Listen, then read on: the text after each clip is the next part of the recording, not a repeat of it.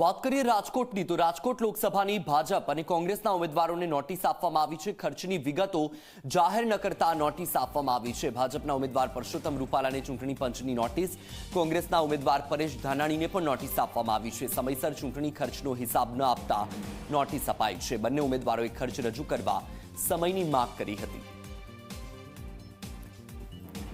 વધુ માહિતી મેળવીએ સંવાદદાતા ગૌરવ દવે પાસેથી। ગૌરવ, રાજકોટના લોકસભાના ભાજપ કોંગ્રેસના ઉમેદવારને ચૂંટણી પંચે નોટિસ આપી છે, ખર્ચ હજુ સુધી જાહેર નથી કર્યો, શું અપડેટ?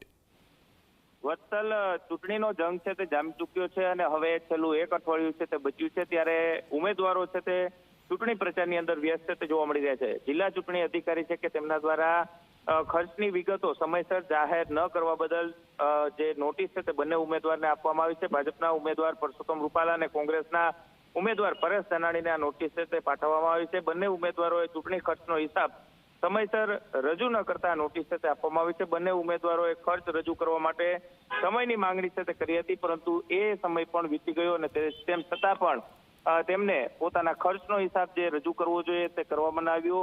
ચૂંટણીની અંદર ખર્ચો છે તે થતો હોય છે ને તેનો હિસાબ છે તે ચૂંટણી પંચ સમક્ષ રજૂ કરવાનો હોય છે, પરંતુ ઉમેદવારો પોતાના ખર્ચાઓના હિસાબ છે તે રજૂ કરવામાં ક્યાંક નિષ્ફળ છે તે જતા હોય તે પ્રકારની પરિસ્થિતિ જોવા મળી રહી છે અને તેને કારણે જ જિલ્લા ચૂંટણી અધિકારી છે કે તેમના દ્વારા નોટિસ છે તે પાઠવવામાં આવી છે। બિલકુલ ગૌરવ, માહિતી બદલ આભાર।